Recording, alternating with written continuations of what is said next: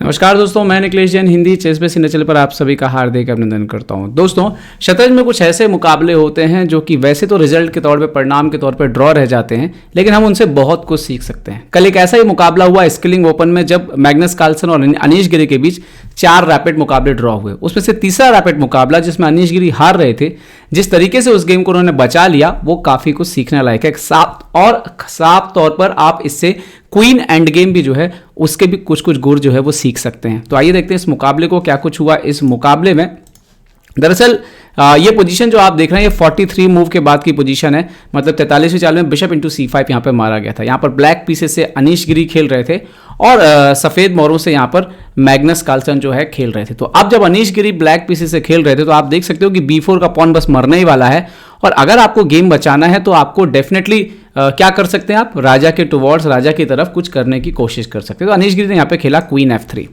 Queen F3 actually में एक ऐसी चाल थी जो कि जिसके पीछे कुछ जो है वो छुपा हुआ था, और मैग्नस कार्लसन यहाँ पर वो एक चीज मिस कर गए। मैग्नस कार्लसन यहाँ पर क्वीन इंटू B4 सिंपल मार के मैच जो है वो जीत सकते थे। अभी नाइट E2 चेक मैक्सिमम आ सकती है, बट किंग H2 के बाद यहाँ पर ज्यादा कुछ होगा नहीं। मैच में क्या हुआ, मैच में मैग्नस कार्लसन ने ये जो पॉन है इसको A5 पे बढ़ दिया। दोस्तों अब आप पॉज करिए और सोचिए कि क्या आपके पास कोई प्लान है इस मैच को बचाने का, क्योंकि ए पॉन जो है वो बहुत डेंजर हो चुका है, नाइट के खिलाफ भी बहुत डेंजर होता है। तो बस यहाँ पर ऐसा क्या हो सकता था जिससे आप बोले कि ये मैच बच सकता था। यहाँ पर अनीश गिरी ने वो चाल ढूंढी, अनीश गिरी ने खेला नाइट E4। तो दरअसल A5 एक गलत चाल थी जो देखने में नजर नहीं आती, लेकिन बोर्ड पर हुई मैग्नस कार्लसन की तरफ से। अब नाइट E4 के बाद क्या हो रहा है कि आने वाले समय में नाइट इंटू G3 का यहाँ पर थ्रेट रहेगा, साथ ही साथ अभी नाइट इंटू C5 का थ्रेट है। अब अगर यहाँ पे मैग्नस कार्लसन बिशप बचा भी लेते, जो कि उन्होंने बचाया नहीं, जैसे बिशप E3 खेल देते, तो भी night into G3, F into G3, queen into G3, यहाँ पर ड्रॉ के चांसेस जो है वो बहुत ही क्लियर हो रहे थे। तो फिर मैग्नस कार्लसन ने काफी सोचने के बाद पॉन जो है उसको A6 पे पुश कर दिया। अभी क्या हुआ, night into C5, queen into C5। आप अभी भी बोलोगे यार ये पॉन तो बहुत आगे है, तो फिर ये कैसे ड्रॉ हो रहा है। दरअसल क्वीन एंड गेम में आपको 2 बातों का ध्यान रखना होता है। एक, सबसे पहले कि आपका राजा जो है वो सुरक्षित होना चाहिए, मतलब कि अगर राजा को परपेचुअल चेक आ जाए, मतलब लगातार शह आती रहेंगी उसको, तो मैच ड्रॉ हो सकता है और इसके बहुत ज्यादा चांसेस होते हैं।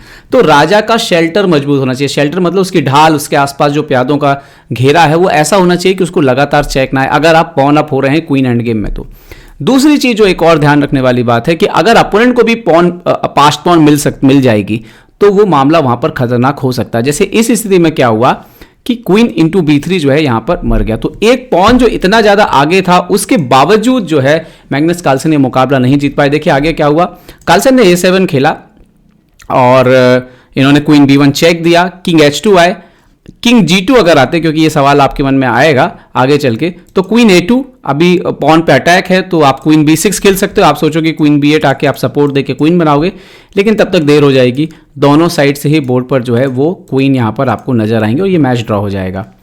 अच्छा, अगर वो जहां पर इन्होंने यहीं पे किंग H2 खेलने की कोशिश करें, जैसे बिशप को ना हटाएं, ना पॉन बढ़े, किंग H2 यहाँ पे भी आ जाते, तो भी यहाँ पे night into F2, bishop F2, queen F2, और आप देख सकते हो कि ये तो ऑलरेडी ड्रॉ हो जाता है। अगर इसमें आप ज़्यादा कोशिश करोगे जैसे किंग H3 आने की, तो इवन क्वीन F3 के बाद ये स्थिति खराब हो सकती है, क्योंकि आप देखिए H1 से मेट लगी हुई है।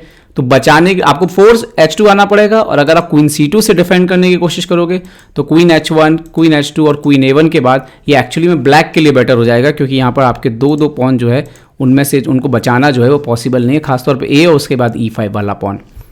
तो यहाँ पर नाइट E4 पे A6 खेला। अब यहाँ पर अनीश गिरी खेलते हैं night into C5, queen into C5, queen into B3, A7, तो यहाँ पर queen B1 check, king H2, G2 तो मैंने आपको दिखा दिया, फिर क्वीन A2 यहाँ पर। तो फाइनली यहाँ पर मैग्नस कार्लसन को रियलाइज हुआ कि यहाँ पर आप विन नहीं कर सकते। जैसे अगर वो क्वीन B6 के लिए जाएंगे तो B3, और फिर वही आप समझ रहे हो क्वीन B2 पे, फिर B2 जो है मैंने इससे पहले आपको दिखाया। तो G4 खेला मैग्नस कार्लसन ने यहाँ पर अनीश गिरी ने यहाँ पर H इंटू G4 मारा, H5 खेला, उन्होंने 2 पॉन सेक दिए, लेकिन एक्चुअली में ये 2 पॉन उन्होंने अपनी सेफ्टी के लिए सेक दिए। वो क्वीन E3 गए वापस और उन्होंने ड्रॉ के लिए चांस ढूंढ लिया था, क्योंकि इन्होंने खेला queen A5, queen G5 check, और आप देख सकते हो कि अनीश गिरी पॉन अप है, लेकिन अब अनीश गिरी भी यहाँ पे जीत नहीं सकते, क्योंकि किंग F8, क्वीन H6 पे आपको वापस जो है किंग G8 आना पड़ेगा, क्योंकि अगर आप E7 जाएंगे तो क्वीन F6 चेक, और उसके बाद अगर आप पीछे जाते हैं कहीं पे भी तो देखिए ये चेक आ रहा है, और वो एक्चुअली में वो क्वीन बनने के चांसेस बन जाएंगे, तो ये लूजिंग हो जाएगा इवन। तो इसीलिए वो वापस आना पड़ा उनको किंग G8 और यहाँ से जो है चेक चेक देके यहाँ मुकाबला ड्रॉ हो गया। तो ये देखने वाली चीज़ जो इस पूरे गेम में वो है कि आप जो सबसे खास तौर पे बात बोलेंगे कि ये पोजीशन के बाद अनिश गिरी ने होप रखी और टाइमली जो है नाइट को पीछे आए और ये प्लान ढूंढा, वरना गेम चला जाता। तो दो बातें हैं, एक जब कभी भी आप हार रहे हो तो एक ही चीज़ आपको बचा सकती है, वो है किंग के ऊपर काउंटर अटैक, तभी आपकी कोई संभावना बनती है। नंबर दो बात कि अगर क्वीन एंड गेम आप खेल रहे हैं तो याद रखें कि राजा जो है उसकी स्थिति जो है गेम में, इवन आप पॉन अप हो या 2 पॉन अप हो, उसके बावजूद भी आपको मैच जो है वो ड्रॉ खेलना पड़ सकता है। तो ये एक दो बातें ध्यान रखें। उम्मीद करता हूँ कि इस गेम से आपको ये बातें सीखने के लिए मिली होंगी। दोस्तों हिंदी चेस बेस इंडिया को अपना सपोर्ट देते रहिए, सुझाव देते रहिए और ज़्यादा से ज़्यादा लोगों तक हिंदी भाषा में शतरंज को पहुंचाने के लिए हमारी मदद करिए। तो देखते रहिए chess base India. Chess base India के लिए मैं निखिलेश जैन, जय हिंद।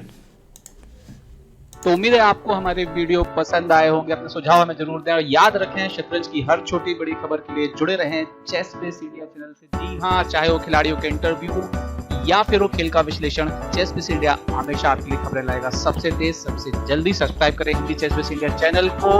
अगर आप यूट्यूब पर देख रहे हैं तो सब्सक्राइब करें और साथ ही साथ बेल आइकॉन दबाना ना भूलें दोस्तों, क्योंकि इसी से मिलेंगे आपको सारे नोटिफिकेशन। फेसबुक पर देख रहे हैं तो जरूर लाइक और शेयर करना ना भूलें।